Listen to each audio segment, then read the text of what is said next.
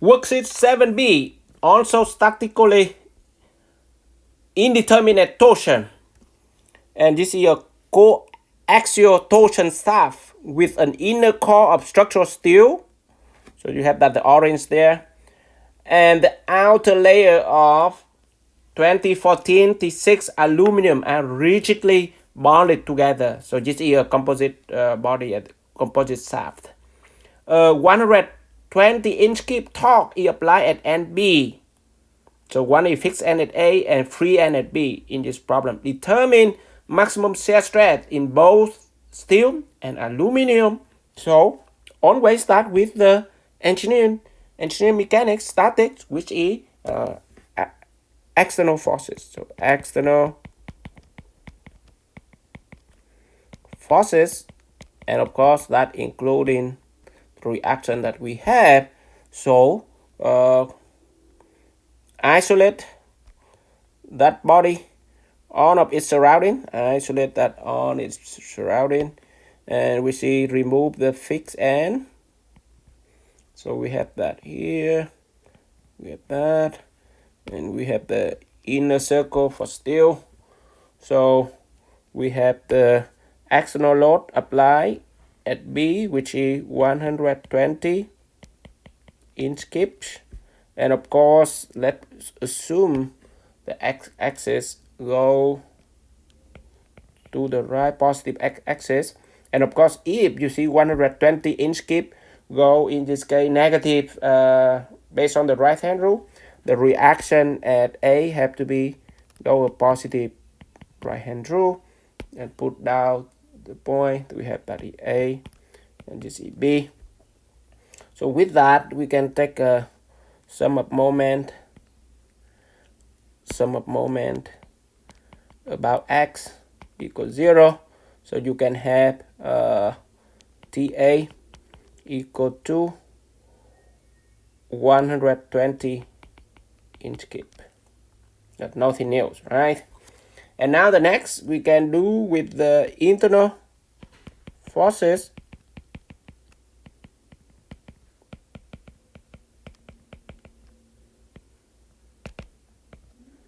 So internal forces, we can cut that member, and in this case the same between A and B, so we can cut that out. Cut down here. I draw a little bit bigger on the cut, and you have the steel, the core steel in the middle, and of course that can extend it until the point B. We cut somewhere between A and B. It doesn't matter which point. So from that we can have A and B here, and as you can see we can have TA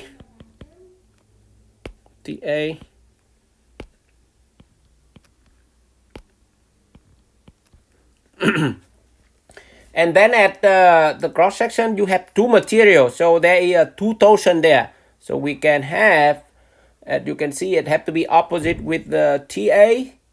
So and TA is actually 120-inch kip, so we can plug in that TA equal to, let's write down TA equal to 120-inch kips. So that one, and here it have to be opposite. Let's put the x-axis go down there, x, so opposite. So we have that the first one, we have that is T for steel, and we have another one torsion T for aluminum. Let's put T for steel a little bit.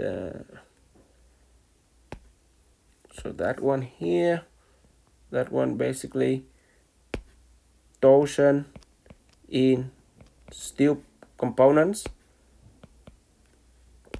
and the outer material for aluminum. So you have those two and have to be in equilibrium of that segment. Then we can have to be sum of all the moment about x positive in right hand rule. So we can have that equal to T steel plus T aluminum negative 120 equals 0. So from that we have T steel plus T aluminum equal to 120 inch cubes. So that equation number one. So that as you can see, because they have to steel and aluminum work together, and those have to resist the external reaction. In this case, the reaction at the fixed support A, 120 inch cube. Those two add them have to be 120. So basically, that is a common sense. So now we can one equation two and no. Remember compatibility. So it will be the next step is deformation. Compatibility.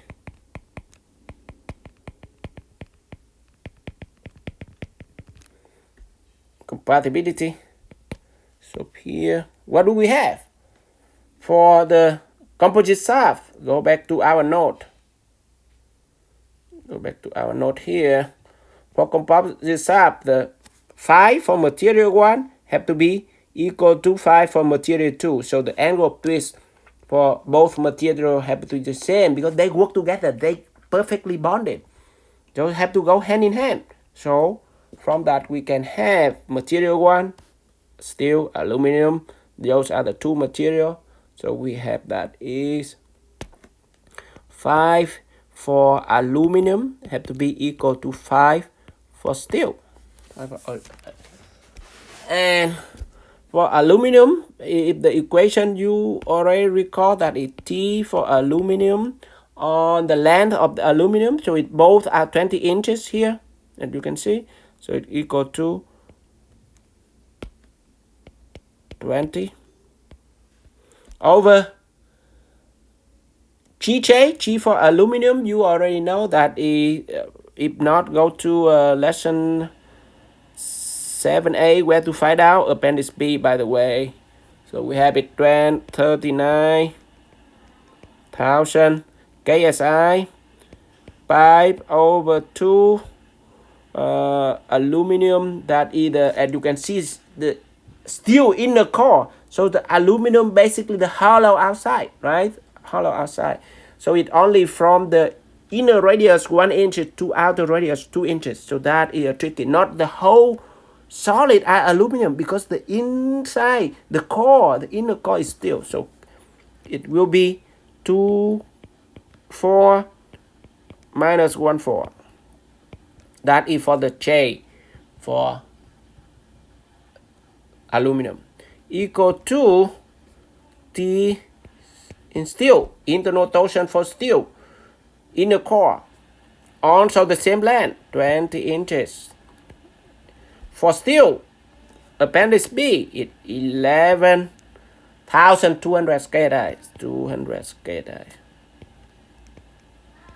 And then, as you can see, inner core is solid portion of steel, so 5 over 2, 1 power 4, because that the radius is 1 inch. So from that we can have the equation is T aluminum minus 522 T steel equal to 0, and let's call that equation 2. So from that equation 1 and 2, so you can simultaneous equation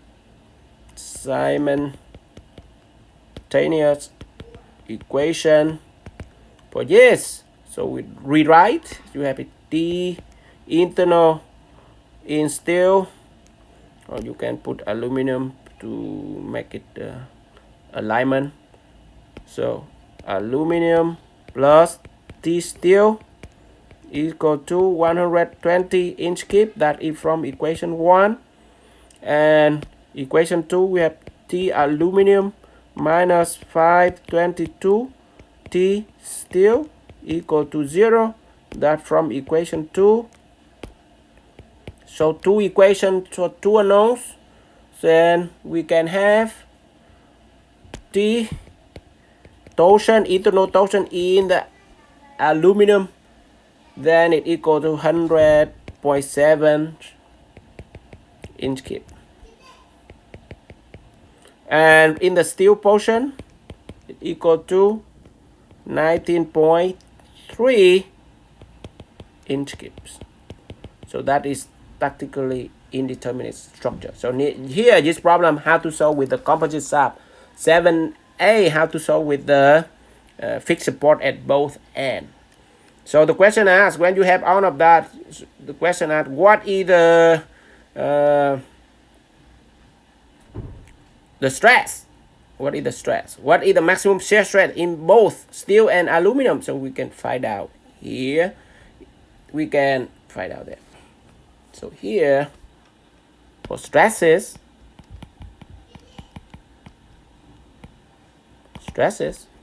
for aluminum, so we have shear stress for aluminum max equal to TC. Let's put it max here so that we cannot confuse. Maximum in aluminum. So T aluminum C equal to J in the aluminum portion. So from that we can have 100.7. What's going on? 100.7 C, 2 inches for the radius, 5/2, and this is hollow again, 2 power 4 minus 1 power 4.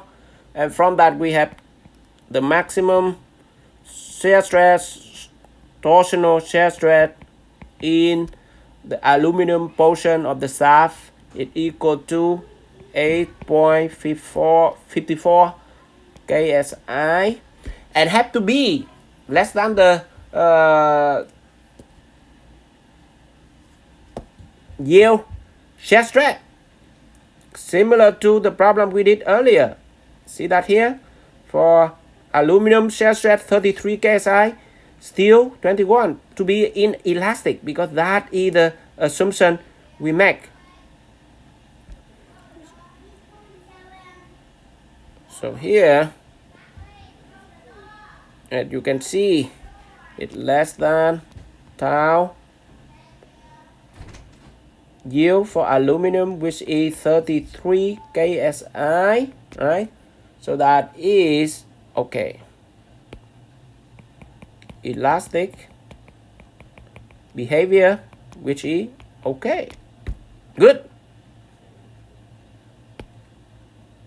Now we have tau max in steel equal to torsion in steel times C, J for steel portion, so it have 19.3. In that case, as you can see, it's only 1 inch. The outermost of the core of steel is only 1 inch for the radius, so that is 1, not 2.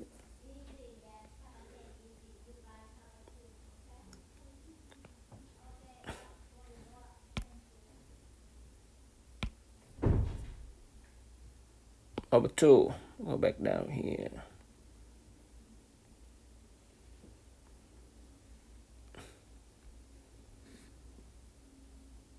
You mess up.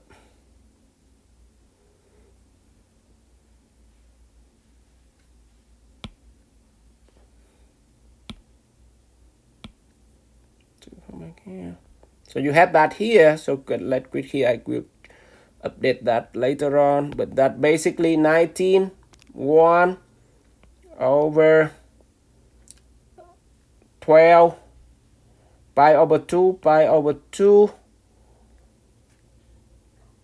1 inch power 4, and with that we have tau max in steel equal to 12.28 case SI, and that is less than tau yield for steel, which is, remember, 21 KSI. So what does that mean? It also elastic,